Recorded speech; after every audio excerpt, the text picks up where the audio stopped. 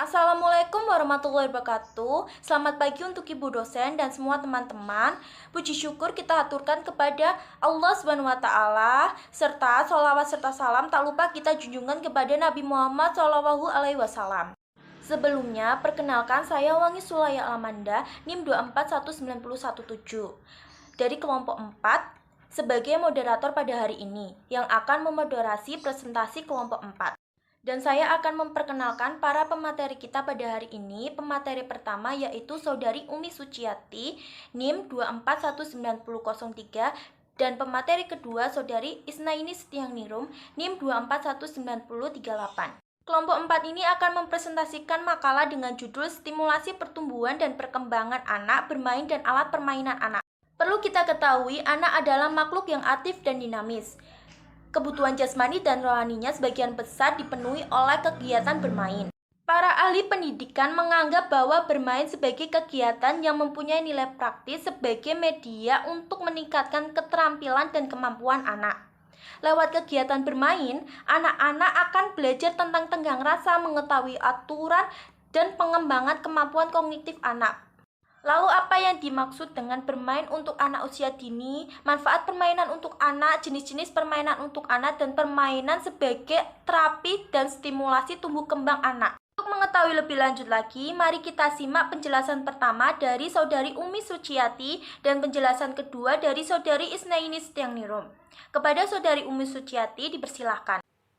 Assalamualaikum warahmatullahi wabarakatuh. Nama saya Umi Suciati, NIM 2419003. Di sini saya akan membacakan poin A dan B. Poin A, pengertian bermain.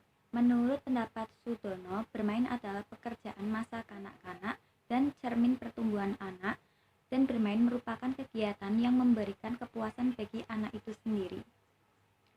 Selaras dengan yang dikemukakan oleh Bettelheim, kegiatan bermain adalah kegiatan yang tidak mempunyai peraturan lain kecuali yang ditetapkan pemain sendiri dan tidak ada hasil akhir yang dimaksudkan dalam realitas luar. Selanjutnya, melalui bermain, anak dapat mengambil peran aktif dan memindahkan perasaan negatif ke objek orang pengganti. Sebagai contoh, anak dapat menyalurkan perasaan marahnya dengan pura-pura memukul boneka. Berarti anak membagi perasaan tersebut pada bagian-bagian terkecil yang dapat dikuasainya, sehingga secara perlahan dengan mengasimilasi emosi-emosi negatif dan timbul perasaan lega. Menurut Brunner, memberikan penekanan pada fungsi bermain sebagai sarana untuk mengembangkan kreativitas dan fleksibilitas. Dalam bermain, yang lebih penting bagi anak adalah makna bermain dan bukan hasil akhirnya. Dengan demikian, disimpulkan bahwa bermain merupakan kegiatan yang menyenangkan bagi anak dan bermanfaat untuk mengembangkan berbagai potensi yang dimilikinya secara menyeluruh, antara lain aspek perkembangan sosial, emosi, dan kepribadian. Melalui kegiatan bermain, anak dapat mengoptimalisasikan laju stimulasi baik dari luar maupun dari dalam, mengaktualisasikan potensi tersebut dalam memecahkan permasalahan yang mereka hadapi dalam kehidupan yang sebenarnya, baik melalui kesadaran dirinya sendiri maupun dengan bantuan orang lain, misalnya sesama teman, orang tua, saudara, maupun guru. B. Manfaat bermain bagi anak usia dini. Fungsi dan manfaat bermain meliputi seluruh aspek perkembangan seperti diuraikan sebagai berikut. Yang pertama, perkembangan kognitif. Melalui kegiatan bermain, anak belajar konsep bentuk, warna, ukuran, dan jumlah yang memungkinkan stimulasi bagi perkembangan intelektualnya. B. Perkembangan bahasa. Aktivitas bermain adalah ibarat laboratorium bahasa anak, yaitu memperkaya perbendaharaan kata anak dan melatih kemampuan berkomunikasi anak. C. Perkembangan moral. Bermain membantu anak untuk belajar bersikap jujur, menerima kekalahan, menjadi pemimpin yang baik, bertegang rasa, dan sebagainya. Apabila anak mengalami kegagalan saat melakukan permainan, hal itu akan membantu mereka menghadapi kegagalan. Artinya, sebenarnya dan mengelola pada saat mereka benar-benar harus bertanggung jawab. D. Perkembangan sosial dan emosional. Bermain bersama teman melatih anak untuk belajar membina hubungan dengan sesamanya. Anak belajar mengalah, memberi, menerima, tolong-menolong, dan berlatih sikap sosial lainnya.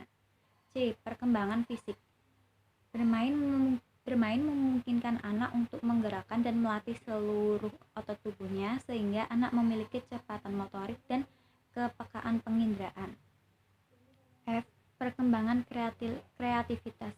Bermain dapat merangsang imajinasi anak, memberikan kesempatan kepada anak untuk mencoba berbagai idenya tanpa merasa takut karena dalam bermain anak mendapatkan kebebasan.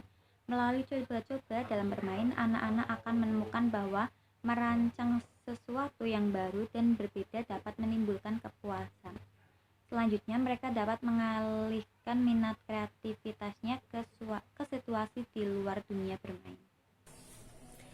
C. Jenis-jenis permainan out. 1. Permainan fisik. 2. Bermain peran. 3. Bercerita. 4. Bermain di luar ruangan. 5. Permainan tertutup. 6. Permainan terbuka. 7. Permainan sensori. B. Permainan sebagai terapi stimulasi tumbuh kembang anak. 1. Usia 0-1 tahun, yaitu permainannya A. Ciluba, B. Bernyanyi, C. Meniru, D. Permainan menggambar. 2. Usia 1-3 tahun, A. Memasukkan dan mengeluarkan benda, B. Membacakan dongeng, C. Memilih pakaian. 3. Usia 3-5 tahun, A. Menyusun balok, B. Masak-masakan, C. Peta umpet. Terima kasih atas perhatiannya, kurang lebih mohon maaf. Demikian akhir presentasi dari kelompok kami.